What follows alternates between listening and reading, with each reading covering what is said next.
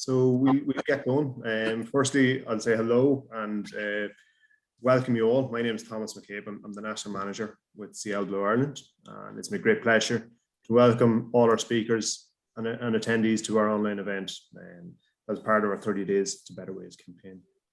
We've been blown away by the nationwide response to the campaign. I've been delighted to see so many people join the campaign from all around Ireland, and the feedback we received has been really positive and really inspiring.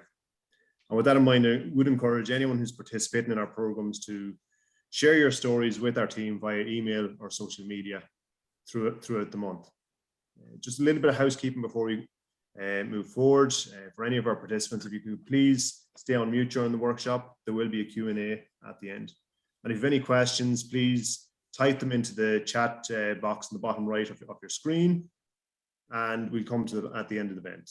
We also will be recording the event, and if you wish, the event will be made available to you. So we have a fantastic group of speakers for you today, and I'd like to thank all our speakers for joining. So we have Roger Jupp, the chairman of the Siel Bleu Ireland Board of Directors, will speak to you. We have Pat Spillane, 8-time All-Ireland winner with Kerry and well-known GA pundit and retired PE teacher, will also speak. Dr. Wilby Williamson, who is the Clinical Director for Integrative and Lifestyle Health with PHI and Wellbeing, will speak. He's also a consultant sports and exercise medicine physician and assistant professor in exercise physiology in Trinity College in Dublin.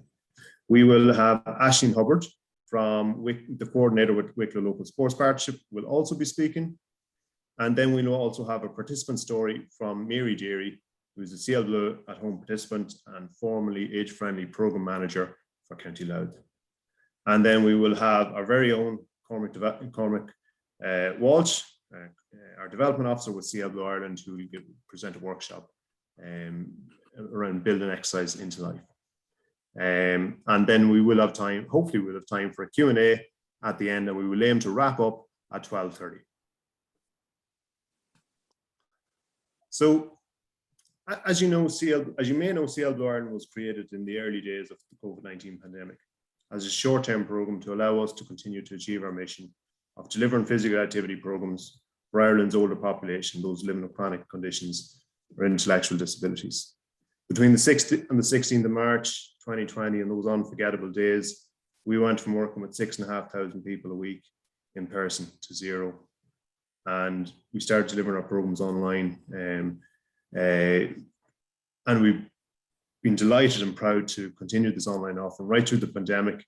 And as I say, cautiously, as we emerge from the pandemic, we've been privileged to now deliver programs both online and in person. A special mention must go out to the Siel Bleu Ireland team who have delivered the sessions over the last 2 years and made it the success that it is. We're proud of our highly skilled and passionate team and the work they do around the country each day to improve the quality of life from a social, physical and mental perspective with the people who are privileged to work with.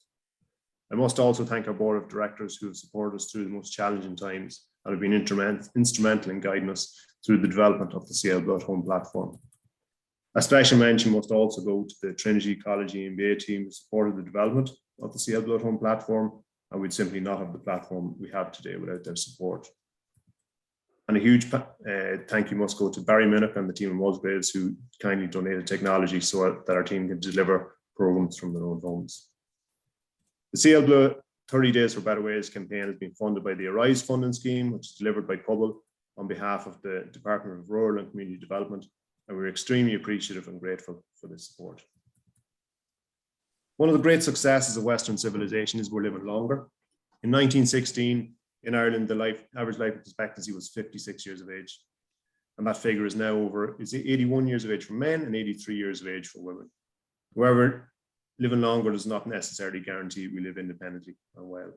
And physical inactivity is a leading cause of 30 chronic conditions such as COPD, diabetes, stroke, various forms of cancer, and Parkinson's.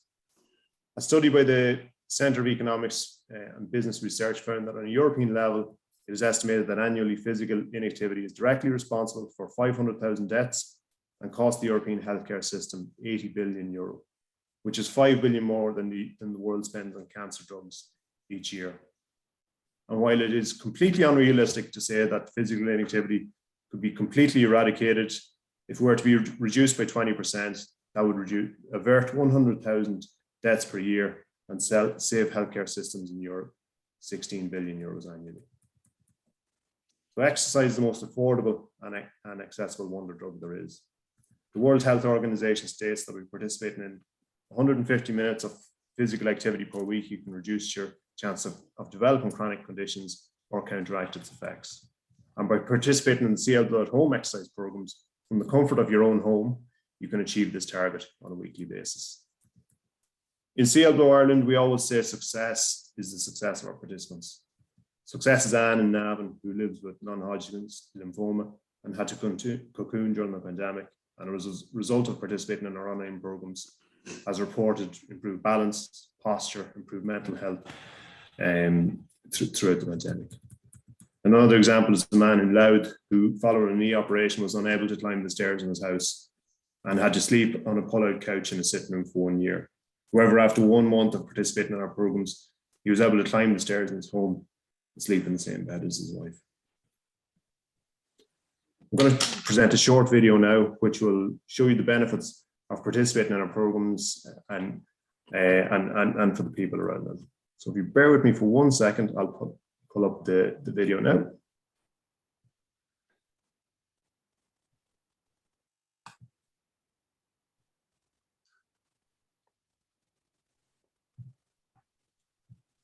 Looking to find where the video is gone. Oh, here we are.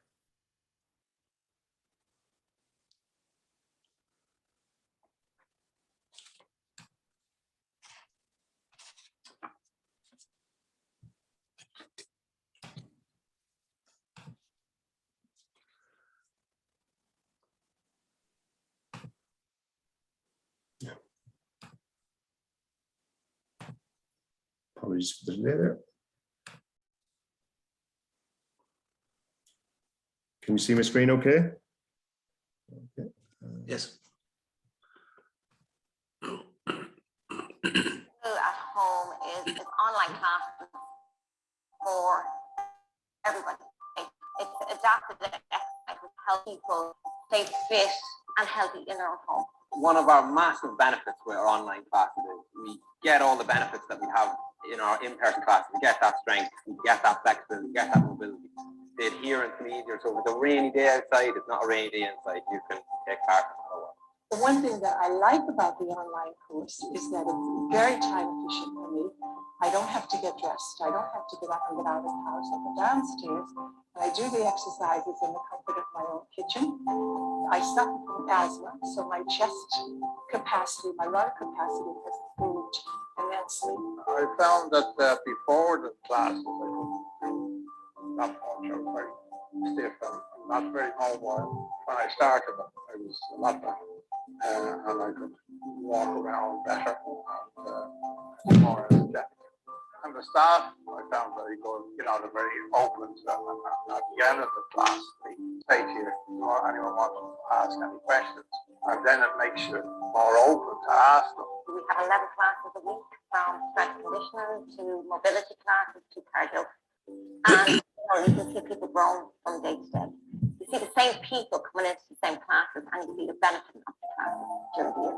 People have continued to come on to the online classes because it is a family, because they are seeing benefits on a daily basis, whether that is being able to play with our grandkids, being able to walk upstairs confidently, being able to just go out on a day-to-day basis and be able to walk tall, not have to worry about having a stumble.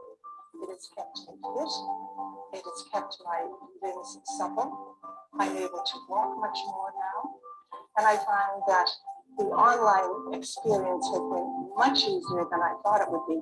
And I'm absolutely delighted with it. It's easy to use, it's convenient, it's time efficient, and it's very efficient. At Siel Bleu Ireland, your success is our success.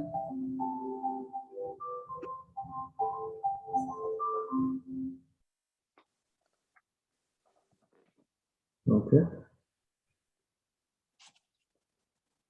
So were you able to see the video okay there? Okay, great, perfect. Okay.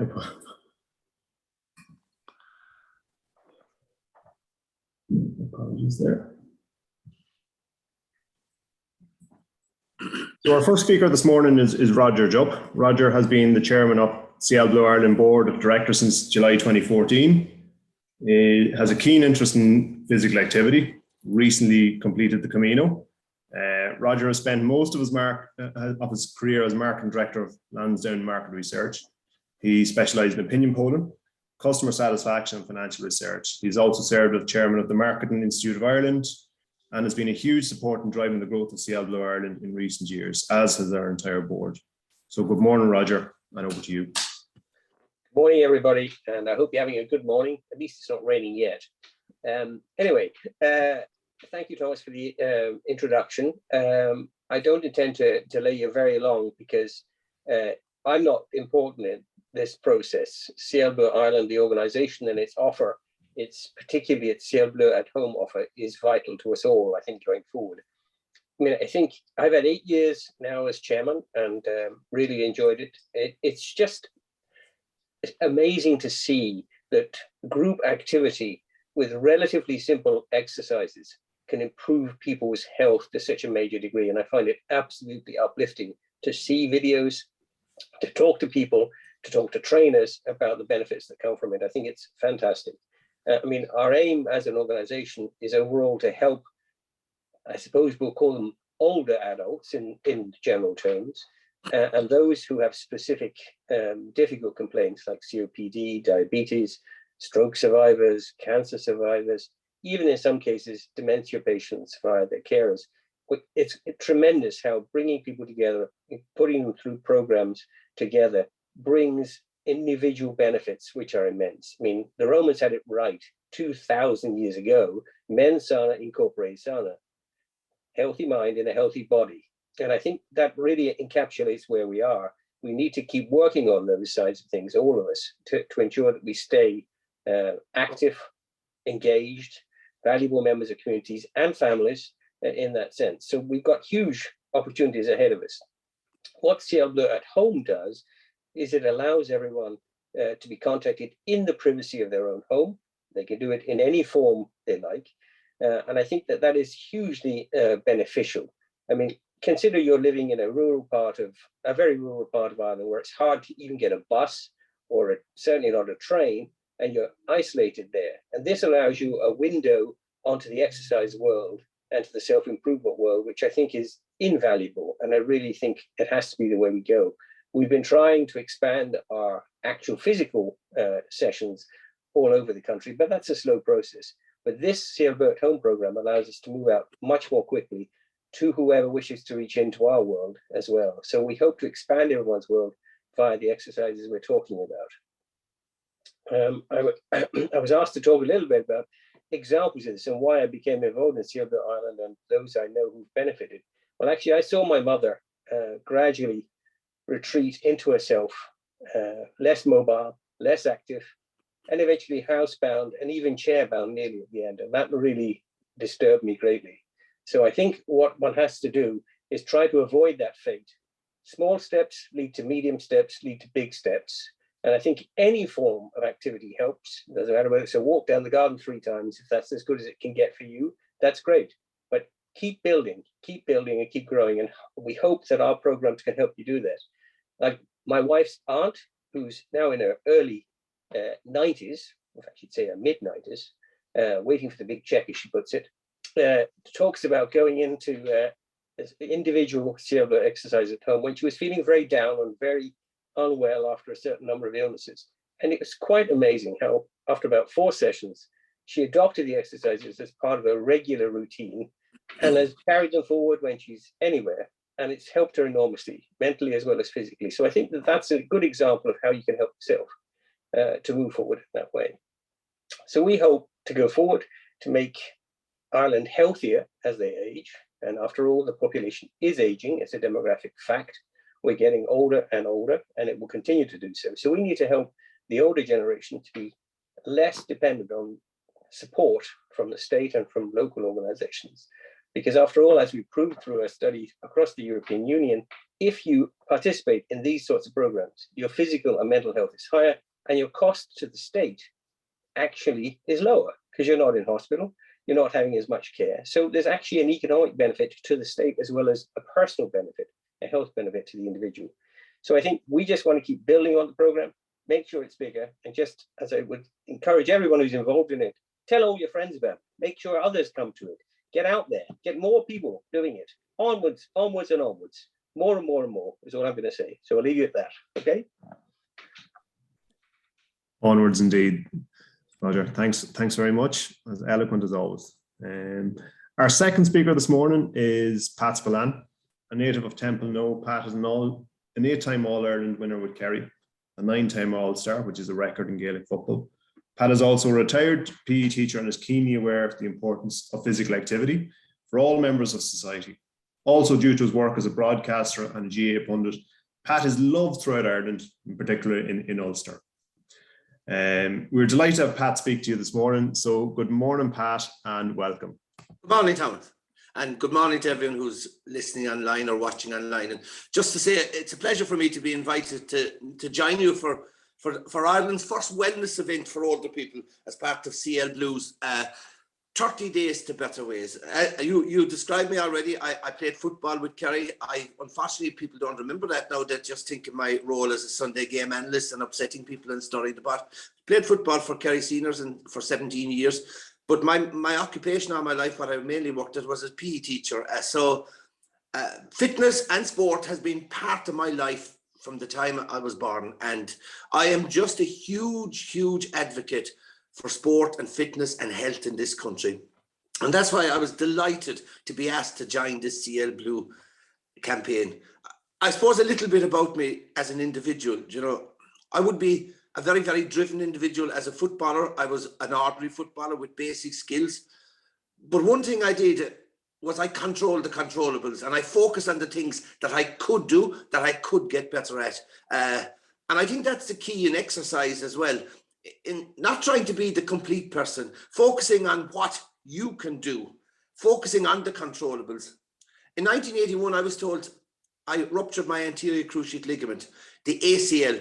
Now, when you rupture your ACL ligament nowadays, you're back playing football, you're back in sport again within 6 months. In 1981, I was told when I ruptured my ACL that I'd never again play sport, never again jog, never again kick a ball in Croke Park. And I made myself determined that I would come back and play football again. And I sought out anyone at all who could do the operation. The operation was not done in Ireland in 1982. I had to go to England. And I remember I drove myself to coming back. And the one thing about trying to get fit is that it's a battle. It's your own battle. It's a battle you must fight yourself. And just as it used to be, I used to do 40 laps of the football field in Timpano with 10-pound weights tied around my ankle because I wanted to make my legs the strongest legs in Ireland, make myself fit again to play football. And as a useful piece of information, the Monday before the 1984 All-Ireland final, I remember getting my pulse rates checked. It was 34 was my resting pulse rate. But so I would be a driven individual. Challenges, adversities, I try to overcome them. But I was privileged to play in a Kerry football team under Mick O'Dwyer. And Mick O'Dwyer, the values and the philosophy Mick O'Dwyer instilled into me, the values and philosophies that I've taken on the football field and off the field.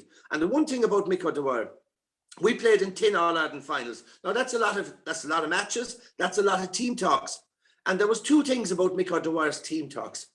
He never, ever, ever spoke about the opposition. And he never, ever spoke about the opposition star players and how we could stop them. The message to us was, believe in ourselves, believe in our teammates. Our glass was always half full.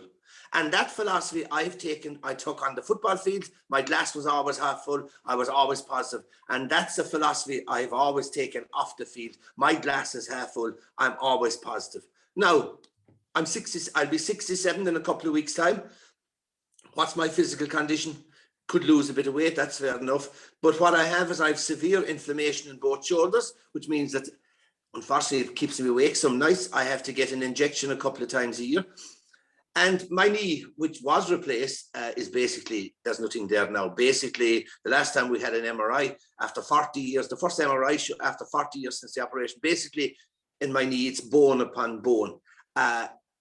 the orthopedic surgeon I go to gives me an injection because he says, look, he says, there's no pain on your face. Can you do the everyday things of life? Well, I can walk around. I can't run, I can't cycle, I can't jog. But I do the things, like I said, I focus on the things I can do. That's the key. I swim almost every day. Not yet in the sea, it's a bit cold. My wife has been doing it for a month. But I swim in the local swimming pool. And I try to walk. Now, I can walk about an hour and 15 minutes. But I walk every day. And you know, I also go to this, when I go to the steam room, and the steam room for me, and this is just, exercise is always, it's important to keeping you fit and looking after your body. But as Roger said there, it's about a healthy mind and a healthy body. And I spend an hour and a half with the lads in the steam room, the retired fellas, and the crack and the chat and the news. And if you think women are big gossipers, well, men, I can tell you this, could outdo them any day. Some of these fellas have the news even before it happens. So exercise, I love exercise. I love being part of exercising. So when I was approached to support this Siel Bleu 30 Days to Better Ways campaign, this was a no-brainer for me. This is getting involved in something that I'm passionate about, something I love about, because there is no doubt about it. In this country, we have a serious issue at all ages in relation to health and fitness. So any campaign to encourage health and fitness, but particularly amongst the older cohort, is absolutely vital. Because I think one thing we learned about COVID is COVID just suddenly made us realize we're all very vulnerable. But I thought it was particularly hard on the older people. Nowhere to go, no friends to meet, no classes to go to. And this is why I love about this campaign, because for the older cohort, first of all, there's a roadmap. There's a roadmap of exercise. That's number one, which I love. But what I like is the classes are being done by very, very qualified trainers, and individual goals are being set. And so, like I said, anything that can promote health and fitness, but particularly amongst the older generation, I really have to welcome and embrace fully. I joined in the class in Mount Merion, and I swear to God, I did 10 minutes of band exercises and something with hoops. And I can tell you this, I was banjaxed after it. I found them tiring. But the one thing I found about that class in Mount Merion, just the infectious enthusiasm, the positivity, the positive outlook in life, the brilliant trainer that were there.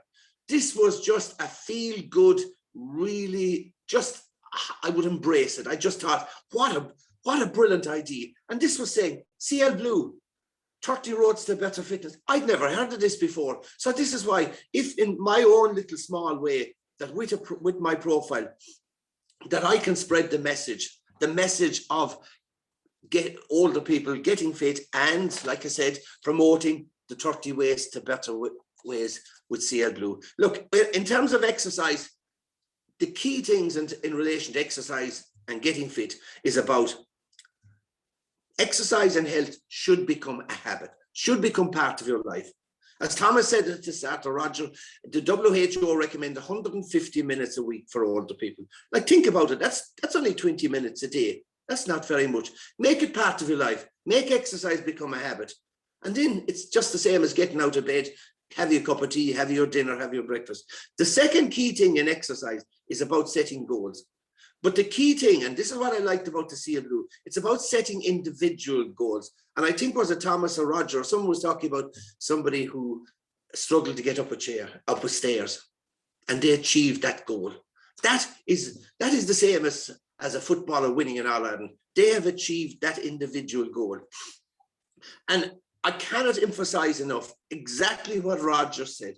And I studied Latin in school. I had a choice between Latin and French, and I chose Latin because I thought it was the coming language. Obviously it wasn't, but there was two lines I remembered. And the one was that saying that Roger said, mens sana in corpore sano. A fit mind and a fit body. I cannot emphasize it. I cannot emphasize the importance of fitness and health for both physical and both mental. And you know, I don't want to go on too long, but you know, you talk about exercise, and it is a challenge to get to train. It's a challenge to achieve a target.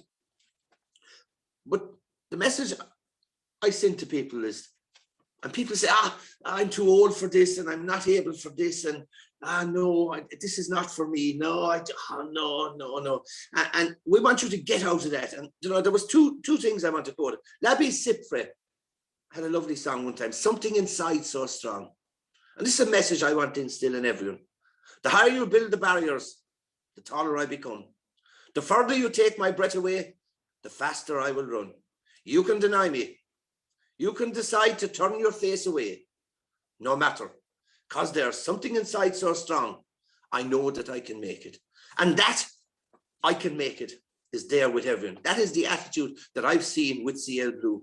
So at the end of the day, you can have the trainers, you can have the online classes, but at the end of the day, who's the person that can achieve that goal, that can achieve that target, and that is yourself.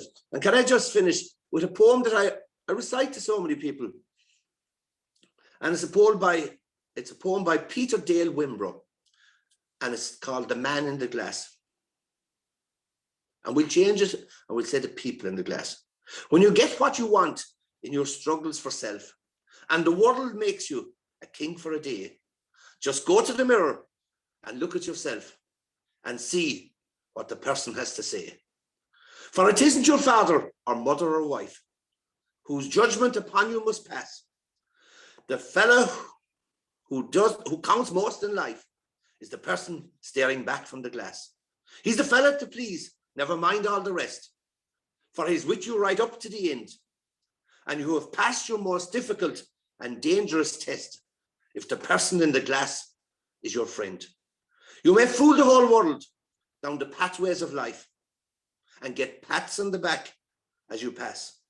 But your final reward will be heartache and tears if you cheated the person in the glass. And I'll finish with another phrase from Latin to all of you this morning. And it's a message I send to my sons and nephews. I have nephews playing with Kerry. I have a son playing with Sligo in football. And I know they're fed up with this, but I send them 2 Latin words as a message every day. Carpe diem. Seize the moment, seize the opportunity. And to all of you out there online, thinking of joining Siel Bleu fitness campaign or joined, seize that opportunity, seize that moment. Best wishes to Siel Bleu, best wishes to all the participants and all of you on the 30 Ways to Better Ways campaign. I embrace it, I acknowledge a brilliant campaign, and I applaud everyone involved. Best of luck.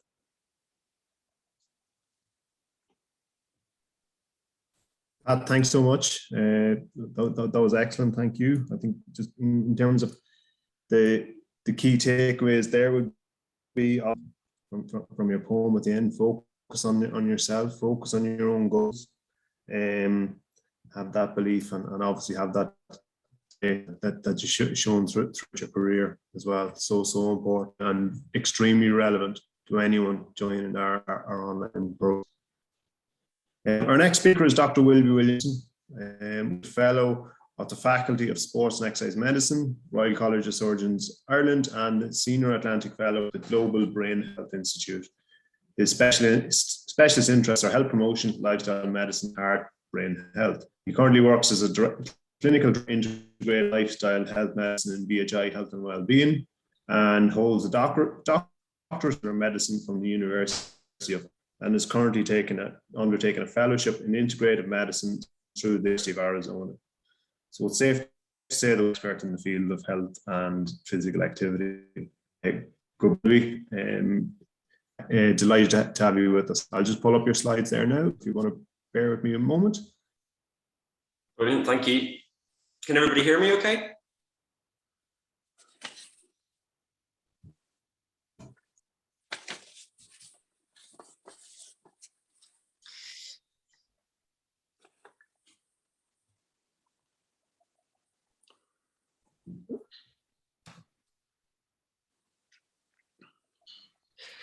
So I can get started while the slides are coming up. So Pat, thanks for a great introduction. I'm not sure how to follow that. I wish I could take you over, because I guess some of those themes that Pat's talking about is basically what I've kind of spent the best part of my kind of academic and professional career trying to prove, essentially. So, you know, medicine and healthcare is a real difficult environment to kind of bring the physical activity argument to. And part of that is just around the challenges that kind of Pat describes, you know, the self-drive, the adversity that you overcome with injury, those types of things. Pat described it really in the context of elite and professional sport, but you can describe the same things for our children and our adolescents as they deal with the challenges of kind of modern life and society, you know, social media, school, and you can really see that in our young girls, unfortunately. So like 8% of our only 8% of our 14-year-old girls are achieving physical activity guidelines, and the majority of them are going to be in kind of organizations like the GAA. While at age 8 to 9, about 72% of our girls are achieving physical activity guidelines. And it's what is happening in that 4-year period is kind of those personal barriers and challenges and societal challenges that we really have to try and overcome. And for me personally, sport was really important through my adolescence.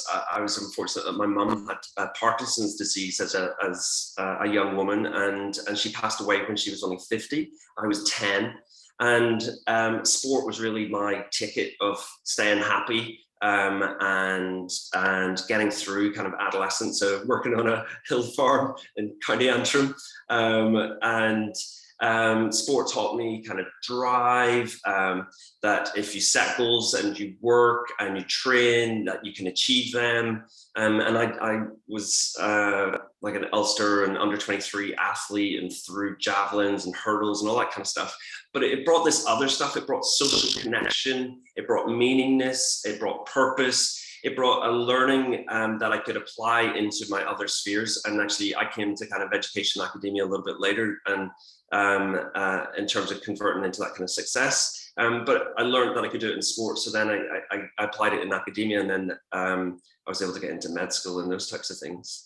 And basically, I've spent the last 20 years trying to figure out how do we bring that to people, bring that into our healthcare settings. And unfortunately, you know, healthcare is a challenging space. It's resource stretched, and we're having to really think about, you know, the metrics that kind of the HSC and places like the NHS where I trained that dominate are the acute reaction, you know, the bed stays, the number of admissions, the number of strokes, and treating and managing them, as opposed to really thinking about prevention. And physical activity is really one of our biggest tools that we can use to try and manage chronic disease, prevent chronic disease. And that's really what's kind of brought me back home to try and help and support and drive that. So really excited about the projects that Siel Bleu are driving, and all of your guys' energy, because that's really what we need to kind of overcome these challenges. And if we move on to the next slide, I'm going to talk today just a bit about kind of chronic disease in Ireland, and a real focus on disease clusters, dementia, and brain health, because that's really where I've been kind of investing a lot of my time in terms of trying to understand how exercise, physical activity, and our wider lifestyle health behaviors can affect and improve and promote our brain health and reduce our risks of stroke and dementia, but also help us to live with those conditions and have a happier life as such. And if we can move on, please. And we'll move on to the next one. Dementia is a challenging one, really. So if we move on to the next slide, this shows the kind of population data in Ireland. So dementia is this cruel beast that kind of grows and develops over kind of a 20-year period. And then if we go back to the previous one, sorry, it's a cruel beast that grows and develops over a 20-year period, and then presents relatively insidiously to start, and then and it can be really hard for us to pick up on. So often people might be starting to get slightly socially withdrawn, so they maybe wouldn't be going to the steam room with Pat. They might start slowing up a little bit in terms of physical function, and they might struggle with kind of daily activities. So in the US, the majority of people achieve their physical activity on a Saturday and in a mall. And those are real challenging environments if you're starting to lose your ability to reason and problem solve and navigate. And the overall picture around brain health and stroke and dementia is positive. You know, education, public health, our access to health services are actually driving down the incidence. So we've seen a year-on-year kind of decline in the incidence and the overall kind of population picture of these challenging conditions like stroke and dementia. But because we're aging and going through rapid aging, so Ireland's kind of going through kind of 3% aging year on, and by 2045 we'll have 1.5 million older adults over 65. Simply because we're getting this bulge into our older adult years, then we're going to have more people living with these conditions. And so the importance is that we should be targeting, trying to do prevention now, and thinking about the lead times to these chronic conditions, and then also trying to kind of help people when they have started to develop these conditions. And really, we're really thinking about a family approach to this, because for every one person that's impacted with stroke or dementia, then it's the wider circle. It's the sisters, the husbands, the children, and their lives are being impacted as well. And so we should really be thinking about that family pattern. And that's why we kind of comment on kind of family carers of dementia are saving, saving the government up to, approaching $1 billion really in costs. So the annual cost of dementia is about 2 billion. And if you look at that in terms of GDP, that's the same as what our alcohol industry generates. So we go on to the next slides. This next slide is just a bit of a complicated slide, and it's got this red line is the one, or there's that mustardy line from at the top is the one that I'm interested in. Is vascular health. So physical activity, cardiovascular fitness is really helping us to improve our vascular health and our cardiac health, and then that's going to then help us to improve all of our other organ systems and our brain health. You know, Pat mentioned that, a mind-body approach, and a fit body is a fit mind. And so this slide is starting to describe that essentially. And what we're seeing is that up to 40 years before the onset of dementia, that we're seeing vascular dysfunction. So we're seeing problems with the blood vessels, and we can track that across all these different types of measures. And one of the things that I do is fancy brain scans.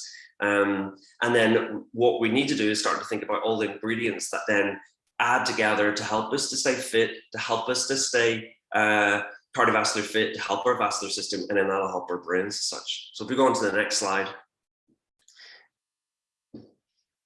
This is the kind of this complicated story that we have around physical activity. So this is a population study. It's called the Whitehall study. It's a UK study, and they've followed tens of thousands of public sector workers. And they're seeing that physical activity declines up to 12 to 15 years before the onset of dementia, and that actually decline in physical activity can be an indicator that we might be slowing up and that we might be falling into a disease risk group as such. And so we need to then move that hurdle 20 years before again, and think about people in their midlife. So for me, successful aging is really starting, from under fives as such. And I've got my wee man and girl down at the GAA, and they've been doing that since they're 3. So what we're doing there is getting them comfortable with hand-eye coordination, their neurodevelopment, their motor development, but really their social skills. The biggest thing that's happening is that they're getting that social engagement, social contact, and they're learning how sport can be a facilitator for that. We need to be doing that more. That's why I'm really anxious that our young women at age 14, less than 10% are achieving physical activity guidelines, because we're setting them up for challenges in their later life and their midlife. And this slide kind of is starting to demonstrate that evidence. And so we need to move the curve forward to help to prevent that kind of dementia curve. And if we go on to the next slide, there's a whole rake of these fancy, really brilliant minds out there, and they're all pulled together with this thing called the Lancet Commission on Dementia, and they're looking at all the factors that they could look at really to describe successful aging, but they're looking at this one outcome, which is this thing called dementia, and and we might know that as Alzheimer's, or we might know that as vascular brain disease. So dementia is this umbrella term, but basically all these minds are looking at how can we reduce the risk of dementia, how can we improve our likelihood of having a successful older adulthood. And this little graph on the left, this risk factors for dementia, basically describes that it is that life course. It's, you know, from birth, it's our education, our social exposures and environments, things like breastfeeding, really important for the heart and the brain, and, you know, we struggle with that in Ireland. And then coming into midlife, then it's things like our smoking, our alcohol, but managing things that are on the face of it seem easy, things like our blood pressure, things like hearing. So like some of the biggest things that we could be doing to try and promote our health is screening screening for hearing in older adulthood and midlife, managing our blood pressure, keeping our weight down, managing our diabetic risk, and physical activity can be a component of many of those things. And then in later life, thinking about our mood and other aspects of our brain health.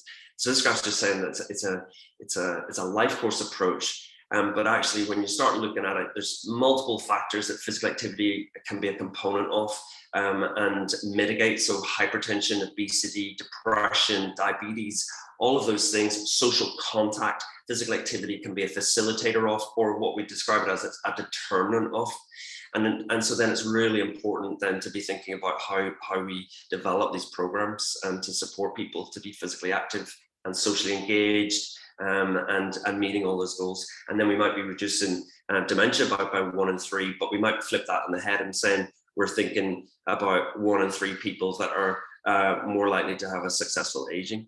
And if we move on to the next slide and move on to the next, this is just a real, I was working in Cambridge in 2010. So I had done a master's in sports medicine and loved my sport. And I was trying to get onto the Ireland senior team for athletics.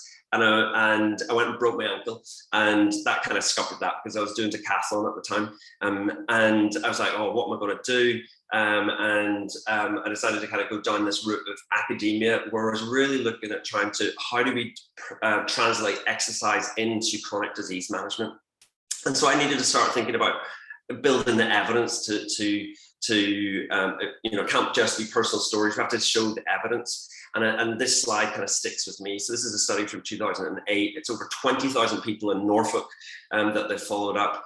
And they looked at physical activity, but they also looked at 3 other factors: alcohol, fruit and veg, and not smoking. And you know, these things actually go with an active life. You know, if you're trying to keep yourself active and maybe you're at that elite sport, you're not tending to be drinking too much alcohol, and you're thinking about your nutrition, and you're not smoking.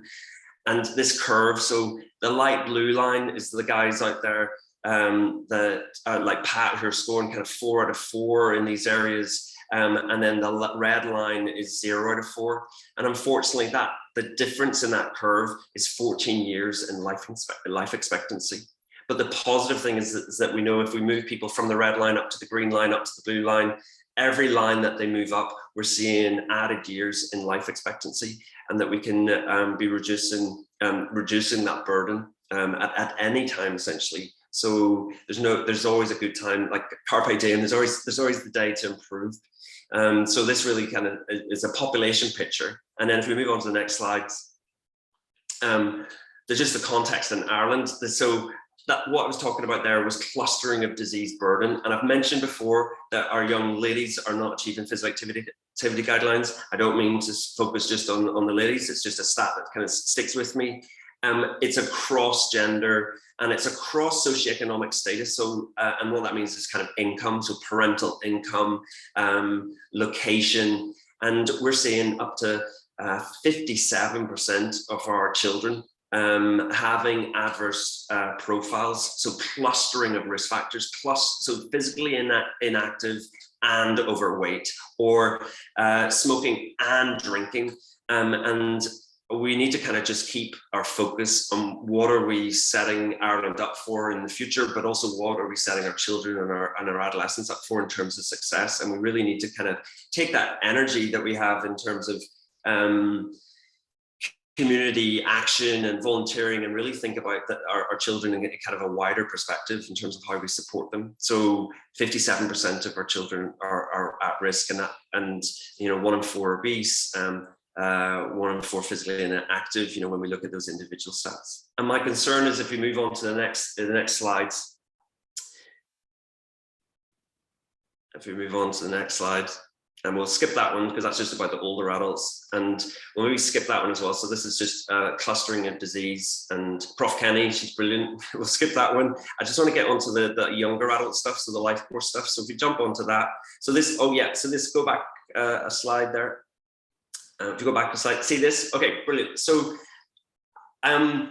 I don't have the charisma or the skill of Pat to be able to convince people that we need to be physically active.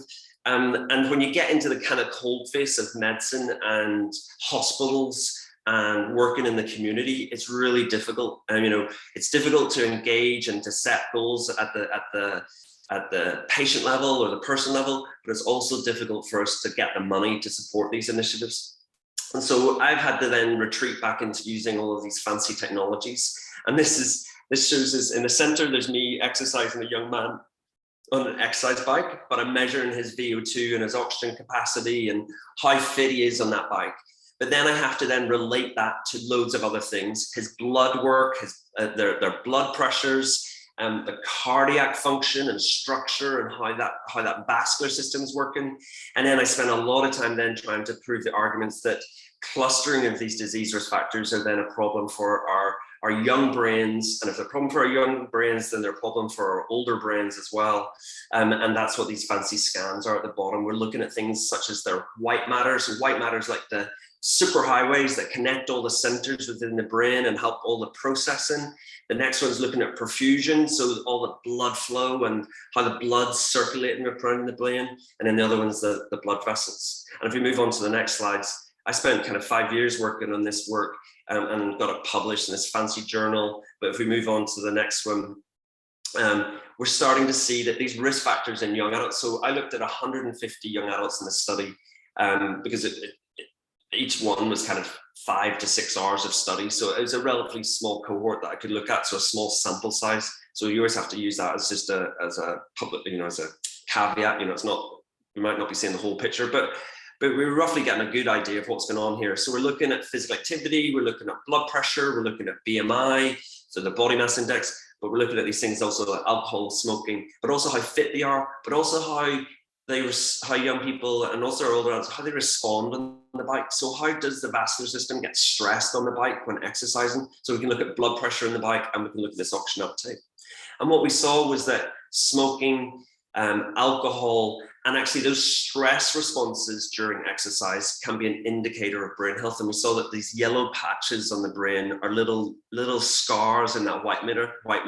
It's like little cracks in the pavement that could grow to become like a little bit of a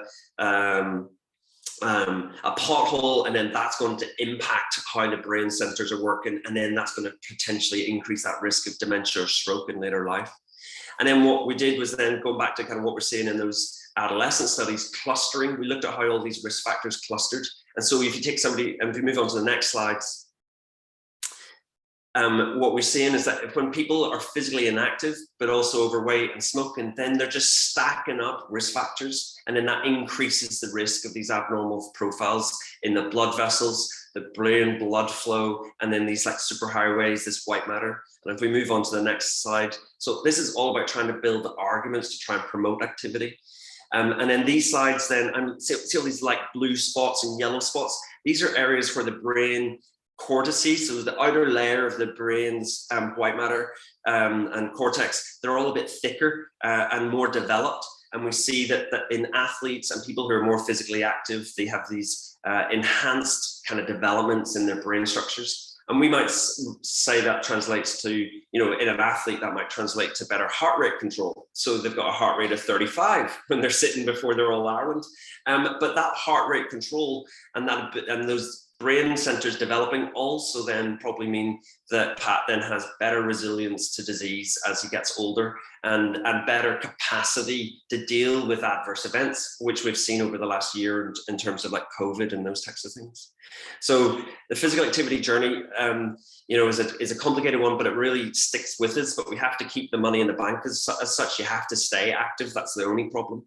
And so we see that if people stop being physically active, that these brain centers, they kind of dial back down again. So if you go on to the next slides, and move on to the next slides, and we can flick on again. I've then come home to Ireland, and we're working on the Irish longitudinal study on aging. And we said, well, if I can demonstrate in this young adults, what about our 54 to 84-year-olds? And are we seeing the same patterns? And we do see the same patterns. So this study showed that those physical activity patterns relate to our brain blood flow. And we flick on to the next one. And that obesity and overweight can relate to brain blood flow, and that if we're more physically active, that we can keep higher blood flow even if we're a little bit overweight. So there's a real positive, strong message to say physical activity might be offsetting some of this risk of carrying some of our risk factors like being overweight. And if we flick on to the next study, the next slides, we also see that the heart rate control that Pat describes, we still see that physical activity is helping to keep that brain centers active in the older adult and help with heart rate control even into older adult life. And if we flick on to the next slide, and then this slide, this doesn't look that exciting, but this took me for fucking ages. It took me like 2 years to do this work. And we're looking at risk of cognitive decline. So we're looking at people's scores when they're doing their cognitive tests dropping off. And then what we really wanted to know was could physical function like walking speed and grip strength and timed up and go. So timed up and go is you're sitting on a chair, you get up and you go round the chair and you sit back down, and we're timing you doing it. Grip strength, you're just trying to see how much power you can generate when clenching a fist. And then walking speed, you've got this little machine that we're measuring the cadence. And what we're seeing is that those indicators earlier in kind of or later in midlife and early in older adulthood, like around 60, can be an indicator for risk of cognitive decline. So flipping that on this other side, maintaining our physical function, keeping up our walking speed, keeping up our grip strength is protective against our brains or for our brains, and protective against cognitive decline. So I'm happy to stop there, but it's just trying to say that this physical activity journey that Pat's described across his kind of life course is one that's really important, and that we really have to think about successful aging and promoting health in our older adult populations. It's not only about those personal goals as an older adult, but it's about how do we drive and support that journey across the life course so that we can have all the same experiences of physical activity and sport that Pat describes and that I've experienced. And how do we wrestle with that challenge that we were seeing in our children, where they're not necessarily having the same opportunities as that we had, and they have potentially more challenges to that sense of self, sense of enjoyment that comes with physical activity. So I really have utmost respect for programs such as Siel, Bleu and the GAA and all that hard work that's going on in the community to try and drive physical activity across the life course, including my wife, who didn't grow up playing GAA and is now doing Gaffer Mass. It's just a real example. And that brilliant program over COVID, when keeping the lights on and the pitches and allowing our older adult populations to get out there and walk. So we just really need to think of this as a nation, really, to think about how do we get people more physically active from all age groups. Okay, thank you. Well, thanks so much. Fantastic. One of the things that really stuck out to me was the graph and the difference in 14 years, but also the opportunities that we have as well as regards to, going back to Pat's point around, carpe diem, you can make the change today, and fantastic. Thanks so much. Okay, so next to speak, we have Aisling Hubbard. Aisling is the Wicklow Local Sports Partnership Coordinator. And previous to that, Aisling had worked as a development officer with Leinster Ladies Gaelic Football Association, with Cycling Ireland and Basketball Ireland. Siel Ireland have worked closely with Wicklow Local Sports Partnership for the past number of years. And we're really delighted to have Aisling join us today. So good afternoon, Aisling, or sorry, good morning, just about. And I'll get your slides up and we'll hand over to yourself. Great. Yes, good morning by the skin of our teeth, Tommy. Thanks to everybody, and so far, really good webinar so far, really, really interesting, and great to see all the different ways, I suppose, Siel Bleu are attempting to look at this through the webinar.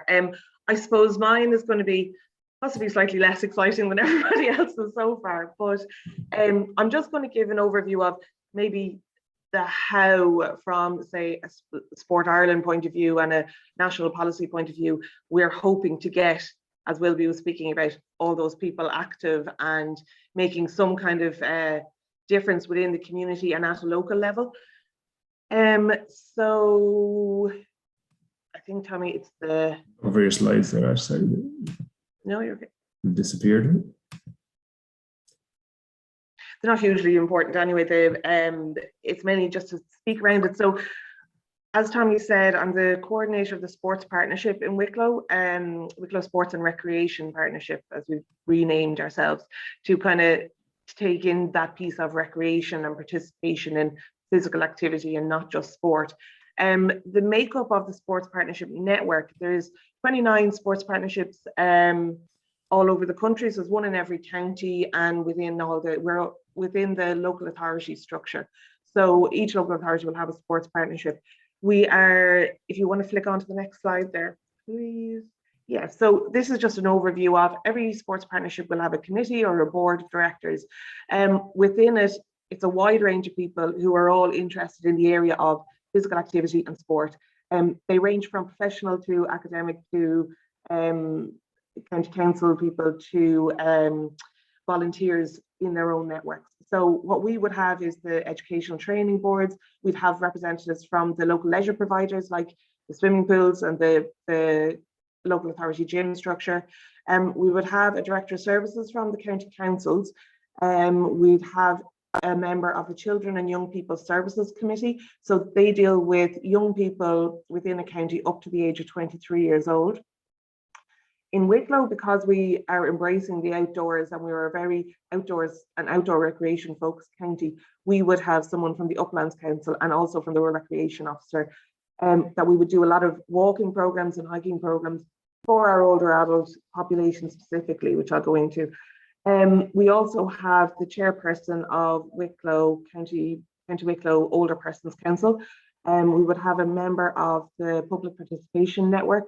We also have a representative from the HSE, usually from the health promotion section within the HSE, the Gardaí, National Governing Body of Sport representative, and also the Healthy Ireland coordinator would sit on the committee.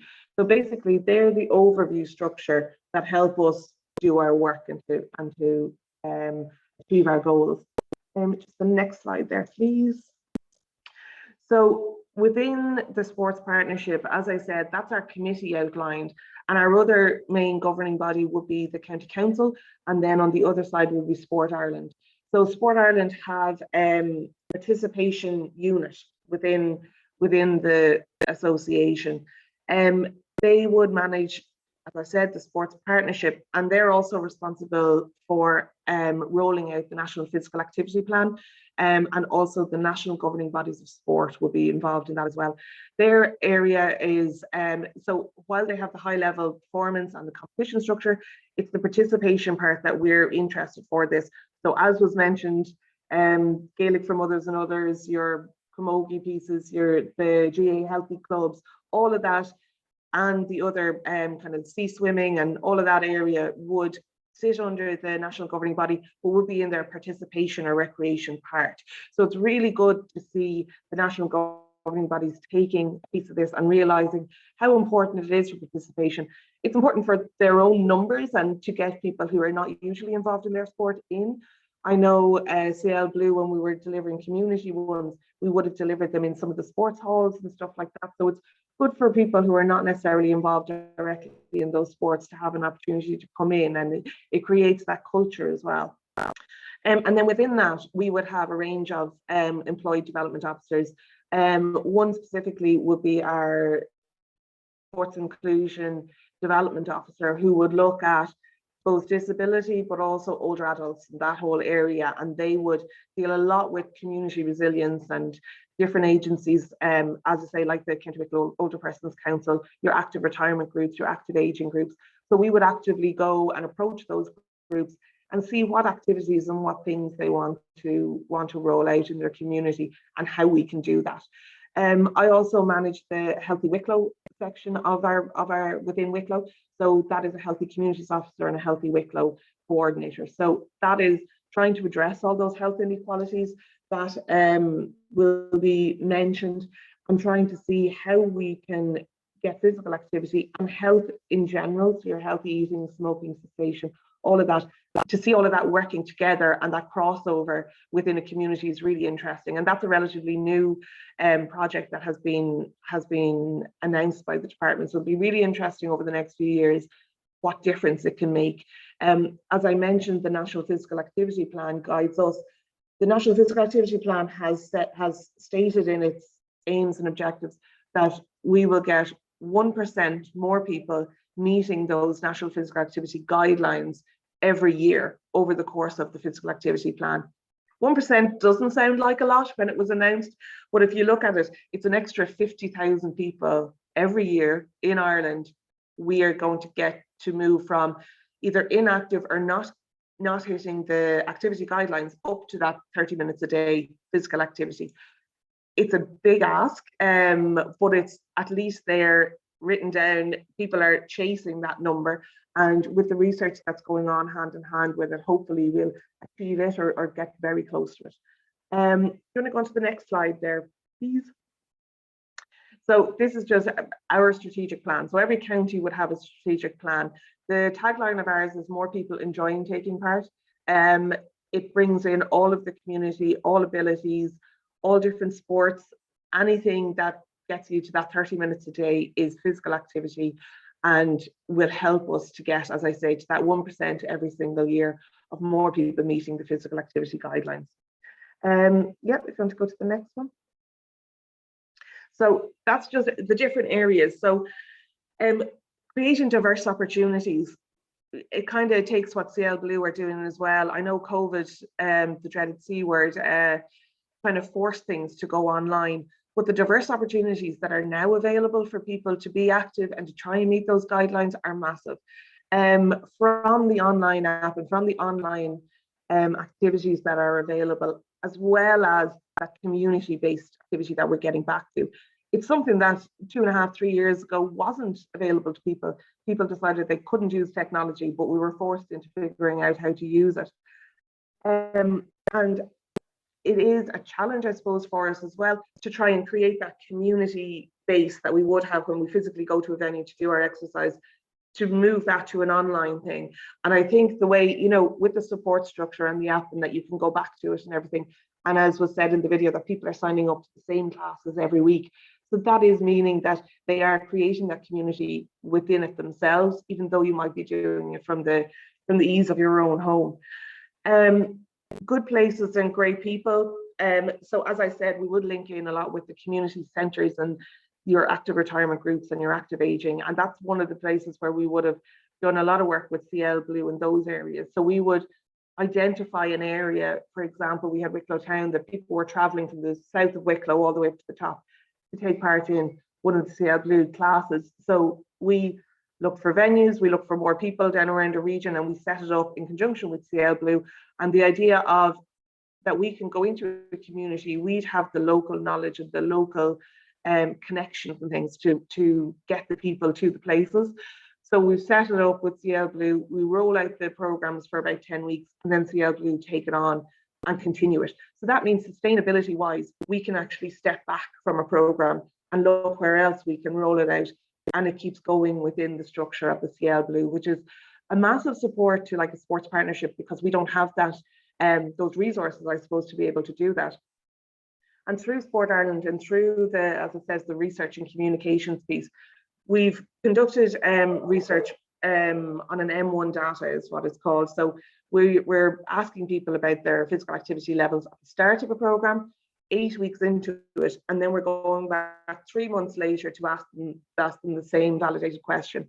The biggest area we've seen a change in people's habits is in the older adult population within our own county. So we've seen that people were inactive, they took part in this 8 to 10 week program, then they actually went back to them 3 months later, and a huge majority of them are actually staying active and maintaining those activity levels, staying involved in the classes. So that's a huge thing for us to know, right, this works, and how we're doing this actually works. So we're looking at how to do that in other areas and how to strengthen this even more.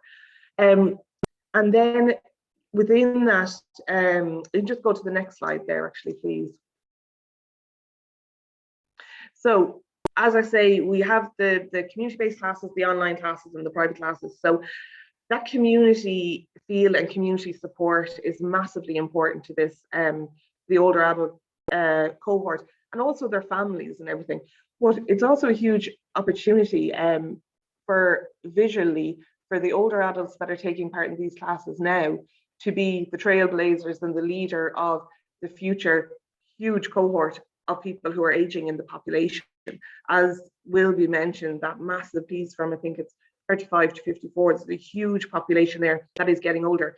When those people see their now parents, they're now aunts, they're now uncles, still being active, still making time in their diary for their physical activity classes every second day of the week or every day of the week, that 30 minutes is put aside.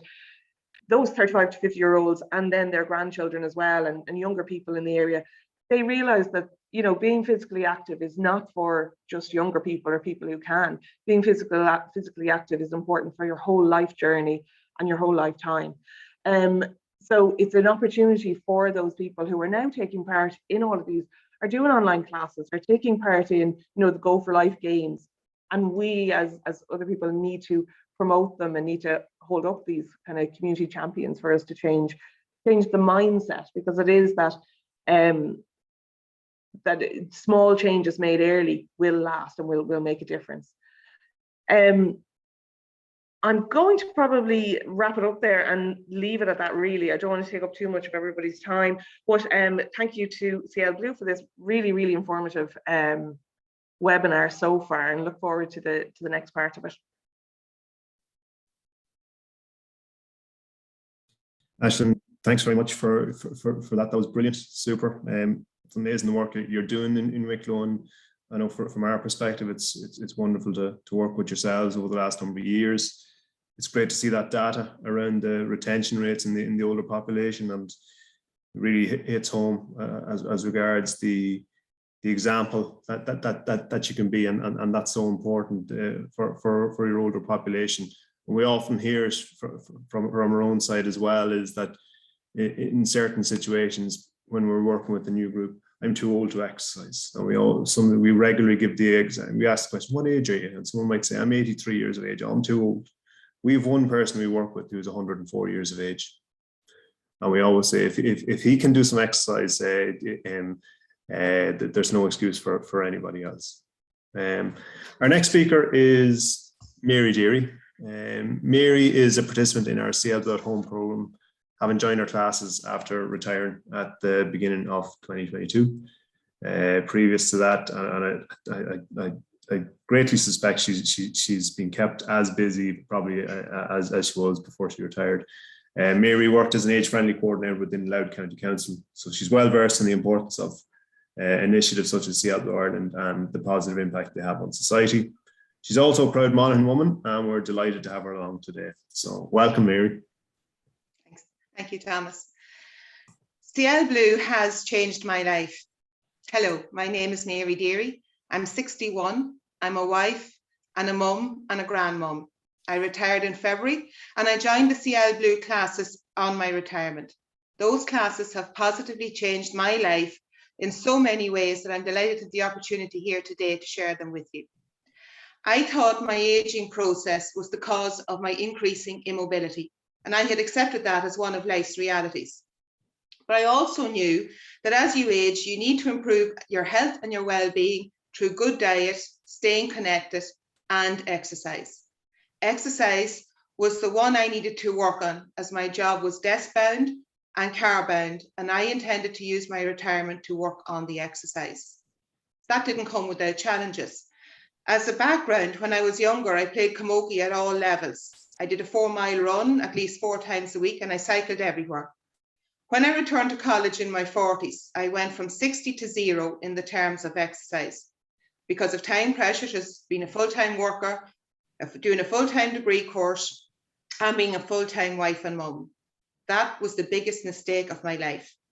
In my 50s, my mobility decreased and I started losing flexibility. I had chronic back pain and I ended up having a double discectomy 6.5 years ago. My reason for retiring was to improve my health and well-being through a focus on good diet and exercise, and I could make the rest of my life the best of my life. So what has Siel Bleu done for me? This is a question with a $64 million tag on it. Within 3 months, I could see such a difference in my flexibility and mobility. It was actually hard to believe. And not only that, but my concentration levels improved, my energy levels improved, even my skin improved. I get at least 3 sessions a week. I work on all the different areas, mobility and stretch, strength and balance, and circuit. I'm now at the advanced circuit level and I do floor and seated exercises too. I'm very happy with the opportunity to go back into the recorded sessions when I cannot make the sessions, but I do love the classes and the banter that's in them. So what is life like for me now? It has totally changed. I used to dread picking up something off the floor. Now I hear Maggie's voice in my head saying, use this as an opportunity to get another ½ centimetre into the stretch. When I sit down, I hear Deborah saying, get 2 half squats more in, and I do when nobody's watching. And when I'm walking, I hear Michael saying, walk as if you're holding a pencil between your shoulder blades. And how has this impacted me? I had a limp after my back operation, and I propelled myself forward with my back, pulling my legs behind me, resulting in me walking with a crutch. I am now walking straight and upright and no limp. I walked from the Samuel Beckett Bridge to Lower Abbey Street in 15 minutes last week, in fact, less than 15 minutes. I actually ran a little bit on the road to my son's great amusement. And I heard Joe's voice saying that time, go on, give it a try. I know you're bursting to do it. I never in my wildest dreams thought I'd run again. I played football with my grandchildren, and I can even get down on the floor and play with them. I don't expect to go back to the fitness levels I was at in my 30s, but I want to enjoy the final third of my life through a healthy, fit and well looked after body. I don't want to be a size 10. I never was a size 10, but I want to be able to tie my shoelaces, wash my hair, and keep my fingers and toes well acquainted with each other for as long as I can. I want to turn my head, not feeling a pull or a pain. I want to be able to swim, to walk, to play with my grandchildren. And as in a total fit of madness, I signed up for line dancing classes and swimming classes. Finally, if Siel Bleu asked me for feedback, I would say to them, consider getting your message into pre-retirement courses, because immobility, brain fog, and unnecessary tiredness is not necessarily a part of the aging process.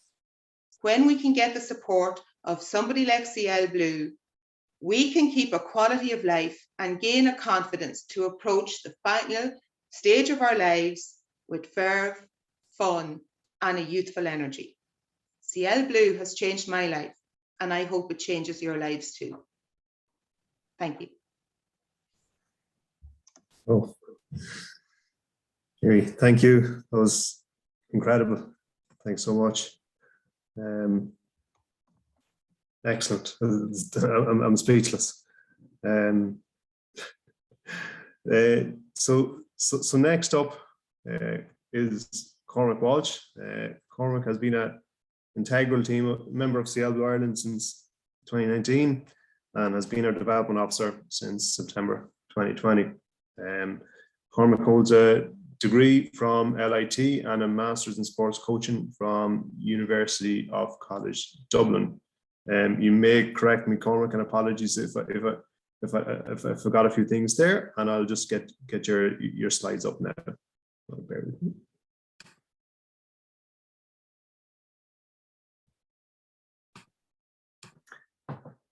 Yeah, thanks. Thank you, everyone. That's a great group to follow. Just commend all the speakers so far. You have been fantastic. Especially, I love that bit of poetry from Pat and some very moving words there from Mary as well, and some fantastic information from Wilby.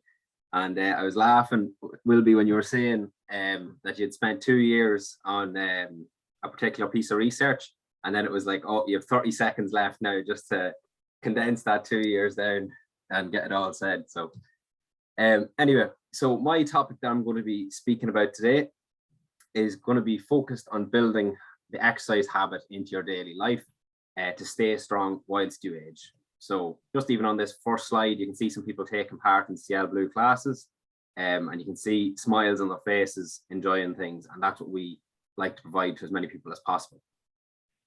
Okay, so Thomas has said a few things in the background. I don't need to talk too much about it, but started off in strength and conditioning, still involved in it.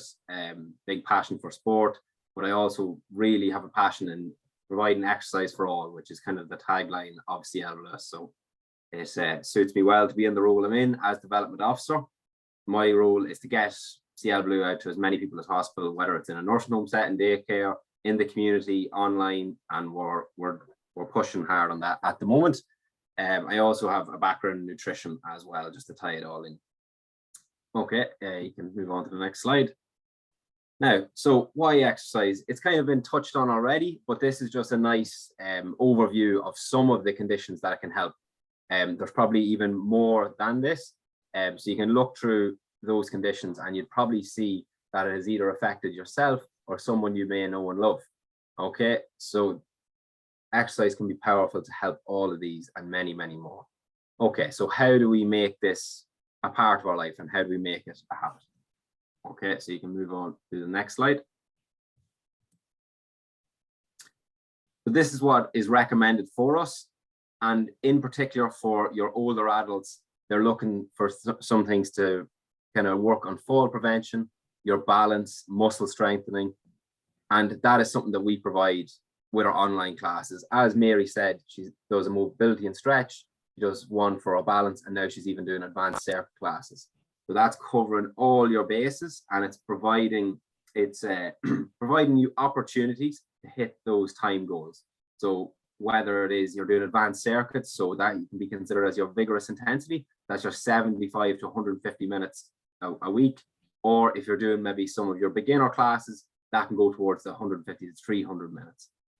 Also, you're getting your muscle strengthening work done in these classes, you're getting your balance focus, so you're covering all your bases, which sets you up for later in life, for going into it with less falls, with better health, better physical and mental capacities as well. Okay, so we'll move on to the next slide. Now, how do we build our habit? So sometimes we've even touched on it there, the beliefs. Oh, sure, I'm 84, I'm not a person who can exercise. That is something we come across all the time, and that's a big thing that we try and do. We try and get to that inner belief in someone's self. Oh, I'm not a person who exercises. No, you change that. I am a person who looks after themselves, and one of the things I do to look after myself is exercise. So when you hear someone or even hear yourself saying something like that, you need to nip it in the bud there and then and change that belief and change the way you identify as someone who looks after themselves. Trigger Habit Reward is from a book called Atomic Habits. It does have some research behind it as well. I'll just briefly go over it, but I would highly recommend that book as well. Yeah, that's clicked off. So the trigger could be a time that you do your exercise class at, and it's going to be consistent. So let's say at 9:30 every Monday morning, you do the floor exercises with Owen. That could be the trigger. Okay, it's 9:30. The habit is doing the exercise, and then the reward is the feeling you get after the exercise. And that's a big part of how a habit is formed. So if you're doing something at the same time every week, you're working on a similar thing towards a similar goal, and you're getting that reward, you feel better, it creates a positive feedback loop. And it was touched on as well, I can't remember which person touched on it, but I think it was Wilby, said that whenever you're doing something positive, it feeds into the next positive. So let's say you're exercising, maybe you're trying to achieve a goal. You're probably going to eat better, and because you're exercising, you're probably going to sleep that little bit better. Because you've slept better, then you can get up fresh the next morning and do an even better exercise session. And as Mary said, over the last 3 months, she can see her health improving. That's your positive feedback loop, and it sets you off on a great trajectory for the rest of your life. And the younger you started, like Wilby said, the better the trajectory goes. Now, another thing to build your kind of habit is doing it with a partner or doing it with a group. That doesn't necessarily need to be online. Online is a fantastic way of doing it, like we're providing, but we work with other great organizations such as the men's sheds, where you have a group of men that go to their local shed or community center and do exercise together. They have the crack element of it as well, and that adds just another smile on the face, and they look forward to doing it. It doesn't necessarily need to be men's shed. It could be a walking group. It could be just you and a friend. It could be anything. Okay, so that's something we're lucky enough to be able to provide with our online service as well. These are some things to create a habit. Okay, you can go on to the next slide. Now, so just some more things on adherence. It's all well and good, and we can start off sometimes, let's say, famous New Year's resolutions. We start off with the best intentions, but the adherence may not be there because we may set unrealistic goals. We don't put the things in place to prevent failure from happening, all that type of stuff, or even bouncing back from said failure. So finding an exercise type that you enjoy. If, like, you know, people set a thing maybe that they want to run a marathon, for example, but they don't set the steps towards it. You know, set your goal where you set a realistic goal. So that's in the bottom section about the smarter goals. So specific, measurable, achievable, relevant, timely, and then the other two are actually blocked there, and there's none after leaving off the top of my head. But when you set a goal with all those things in mind, you're more likely to achieve it. So having an exercise that you enjoy within that goal is a great place to start. Okay, then we can just see the example of the calendar. This is another thing for adherence. If we're trying to do that 20 or 30 minutes every day of exercise, if you actually have a physical calendar where you're ticking it off each day, then you can see your progress. Because sometimes progress can be, you know, you may not see it in the first couple of weeks and then you will see it, but to see that you are making progress by just doing it each day, that visual of seeing the calendar fill up will mean that you don't want to miss a day. So, okay, 5 days done, oh, it's maybe getting later in the evening. I missed the live classes earlier on. Okay, maybe I'll do one of the recorded sessions, and then I get to tick off my day again. And it creates another good feeling towards what you're trying to achieve. I could go into just a little bit more detail on the goal setting, but the best piece of advice I can give you on that is just be realistic with your first set of goals and then just build upon that. Okay, we'll go on to the next slide. Now, I'm not doing this to kind of scare anyone. I have used this in some presentations before, and it's to encourage more than to scare, if you want. The longer you leave something, the harder it gets. Carpe diem, we're coming back to that again. You seize the day, you do it now, because we all know the crack with kicking these things down the road, and then all of a sudden it just gets forgotten about, and you miss that great opportunity to improve. So we have a decline chart here on the left. Yeah, we have a decline chart here on the left, and that's just an example. Let's say a person, they're retired, maybe they were active at another time, and they start to lose mobility. Then as they continue to lose mobility, they may have a fall. They have that fall, that sets them back quite a lot. They lose even more mobility, and now we're talking about that negative feedback loop where maybe there needs some, let's say, assistances in their home, where they need to pull themselves up out of a chair. and maybe they're not walking as much, they lose confidence, and that decline just starts getting worse and worse and worse. Okay, that's a negative side of it. Positive side of it could be they start to notice mobility being lost a little bit. The exercise intervention happens and the trajectory changes. And I'm actually delighted, Mary, that you said that literally about a couple of minutes ago, because that's exactly what I'm talking about here, is you can set yourself on such a better path. Okay, and what we try and be is the expert to help you, whether that be one of our trainers coming into your home and creating the exercise habit there, or doing it online, or doing it in community groups. We try and meet the person where they're at, providing an achievable level of exercise, and build them from there and set them on that great path. Okay, that's kind of all I have to speak about today. And I'll actually just mention that lady in the middle. I was nearly going to forget. So that's Jennifer Sweeney. She's worked with us up on 9-10 years at this stage. It's quite a while. And she had esophageal cancer when she started with us. She had many issues, but she has been able to maintain her independence and lead a great life where she can comfortably go around her house. She lives in Howth and she walks along the pier in Howth most days, and has been able to maintain a great quality life. And that's just someone I want to use an example because she's a bit of a Siel Bleu legend as well. Okay, can move on to the next slide. I'm just trying to think now. Yeah, that is just, I've done this with other groups. I'm not going to do that here today, but that's an example of different exercise levels where I've actually seen people start. They may start at just being able to do a few sit stands. So that's just sitting and standing. And then they eventually progress to be able to do that on one leg, sitting up and down. And sometimes when I demonstrate that in the class, they think I'm setting them up for a clown show and they think I'll never be able to do that. But then they achieve it and then they're able to do it way easier. Okay, that's all I'm going to speak about today. The next slide just says questions. So that will open the floor, I think, to questions. And thanks very much for listening.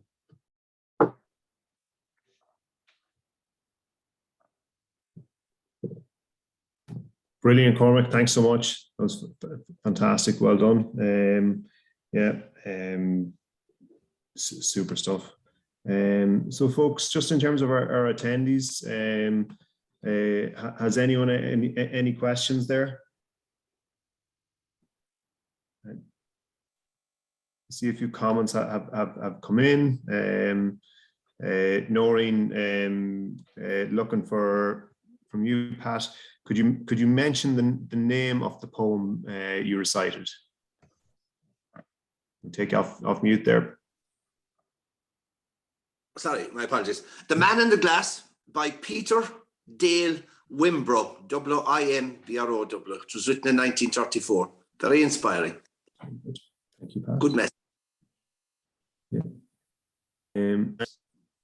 We want to hear from Aileen. The younger you start exercising, the better. You'll never be younger than you are today. Perfect. And we have a question from Tim relating to rotary cuff tear exercises. So maybe we pass that over to Wilby if you wanted to take that one up. Hi, so not jumping in too quick with kind of clinical kind of stuff there, but if we're thinking about just things that you can be doing in the community, actually things like yoga and yoga-based exercises, the downward dog and those types of exercises get the shoulder going. Cormac, I don't know what you'd be thinking just there. Good kind of shoulder exercises you could do in the community. Yeah, it's all context, you know, like, so Tim, I don't have a clue what age or where you're at. I don't want to get you to maybe a downward dog in yoga if you're in your 90s. But yeah, it usually, if I was given a simple, let's say, progression for a person with rotator cuff, that's going to affect your internal and external rotation of your shoulder, starting at your most basic level. Tip this back a wee bit, trying to get some movement in it. I don't know how severe it is. Trying to get some movement in it. Then you can maybe strengthen it with a band, go in each direction. Then you may make it into more complex movement where you're stabilizing as you press up a weight. But for any injury or anything like that, you really need to know where the person's at. I could give you 20 different exercises here, and it may not be applicable to you. So what I'm going to tell you to do, Tim, if you're attending one of our Siel Bleu home classes, just say it to the trainer there and then, because they'll be able to give you a better idea and they'll know where you're at and be able to give you a better answer. But sorry not to be more help, Tim. Mercedes has a question. Where can we get the brain testing for dementia, etc., from Wilby's presentation? Sorry, tell me that to find out where we stand on the curve. It's where can we get the brain testing for dementia to find out where we stand on the curve? Okay, so that's some work that we're kind of bringing online at the moment and over the coming years. So really that's kind of an area around preventative health. So it's one that's actually live at the minute. So a lot of my work is about building those arguments to set up those clinics. But the first simple thing is actually just thinking about what are all those ingredients that can contribute to having a positive experience and like Mary said, getting rid of the brain fog. So brain fog's not a normal part of aging, so we shouldn't be tagging all these things as aging. I think we do ourselves a bit of a disservice. It's kind of like our national mantra a little bit. We're quite happy to slow up, and it's not, so it's not a normal part of aging. So thinking about the ingredients and thinking about you as an individual, and that piece of a jigsaw and how you build it up together. So your GP might be able to give a little bit of support if it's around blood pressure. Siel Bleu around physical activity. If there's aches and pains, they can help. And then what that then contributes to is things like Cormac was saying, is like sleep, like Mary said, our attention. And we know that all those things are important for our brain health. And then if you're looking to kind of do something easy in terms of just 2 things or 3 things that can kind of really help with brain health and reducing that risk is get your hearing screened. So everybody kind of over 60, you should probably be encouraged to get hearing screened, because it's a really effective intervention that can help reduce the risk of dementia. If you're smoking, get some support to stop the smoking. It's one of the biggest things that you can do. And then get your blood pressure measured and managed, and the GP can help with that. Thank you, Wilby. We have another comment. Just even on that, is there, let's say, an accessible questionnaire for people to do with dementia and like that? Like, I'm just trying to think for, like, in the community, a readily accessible thing to use with people.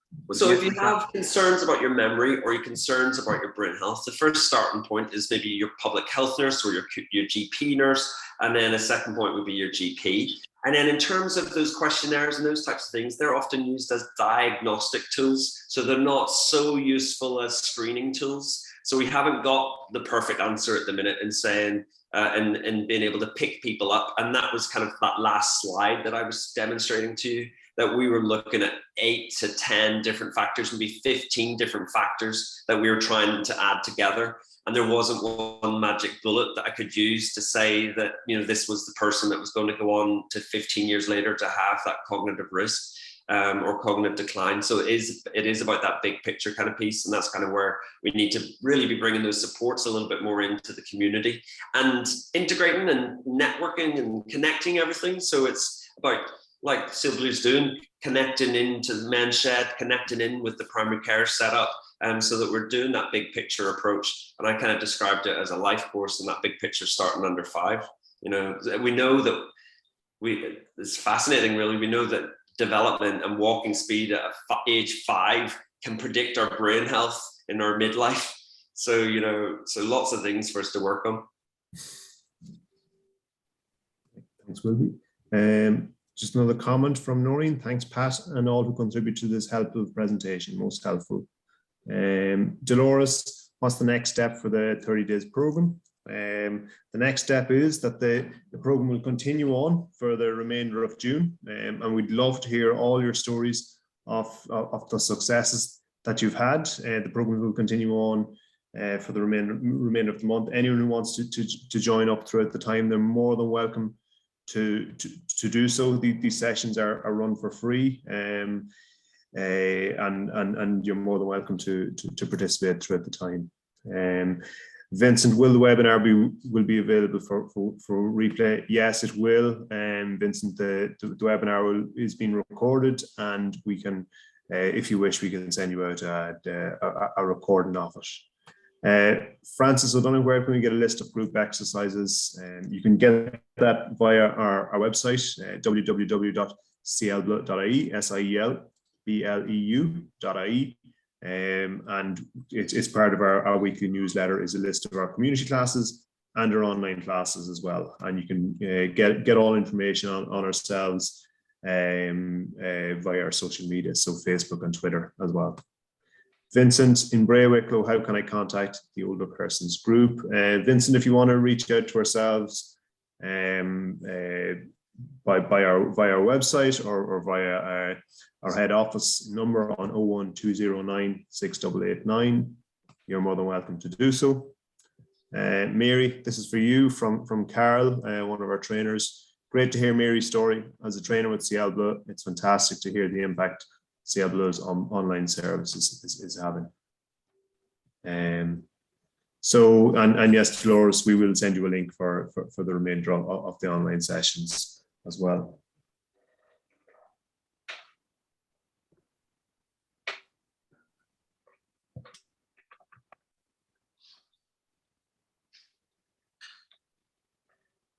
As Thomas seized up. Oh, sorry, I was gone momentarily. Apologies there, folks. I'm not sure what happened. I hope I didn't press anything. So just to sum up, folks, thank you so much to all our speakers, to Mary for your story, which is so powerful, and I'm just delighted to have been able to help you. And from knowing you professionally, we know that you're amazing in your job and very strong-willed, and it's brilliant to be able to help you on your way. And Aisling, thanks so much for coming on to speak about the work that we do, and we're delighted to work with yourselves in Wicklow's local sports partnership. To Pat, thanks so much for lending your support to the 30 Days for Better Ways campaign. It's been amazing to have you on today, and I know from the day where you came to our group in Menperion, it was wonderful. You're a great sport, and the group themselves love spending the time with you. Cormac, our development officer, thanks so much for your presentation at the end. It was very practical, very and small little tips.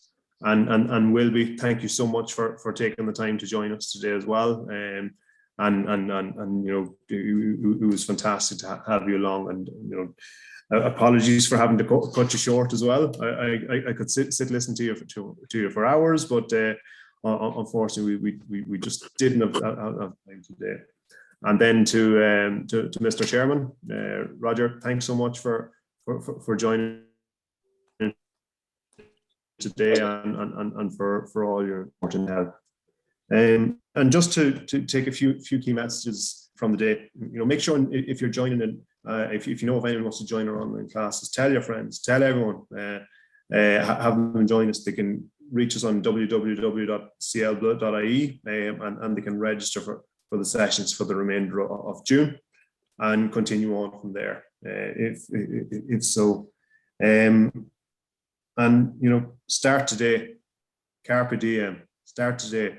Look at the benefits you can have in your life. You know, look at the improvements Mary's made in 4 short months. You know, it's we always say we aim to add life to years and years to life. And yeah, it's been fantastic to have you all here today.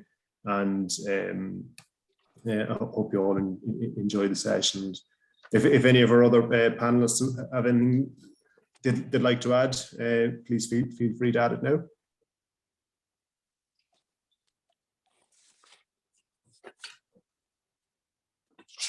No, brilliant. Thank you for organising.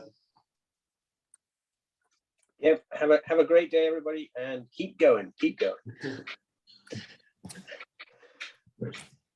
Thanks, guys. Thank you very much.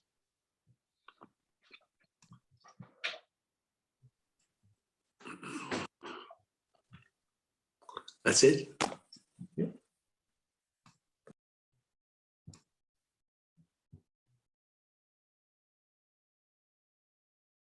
Just close it down.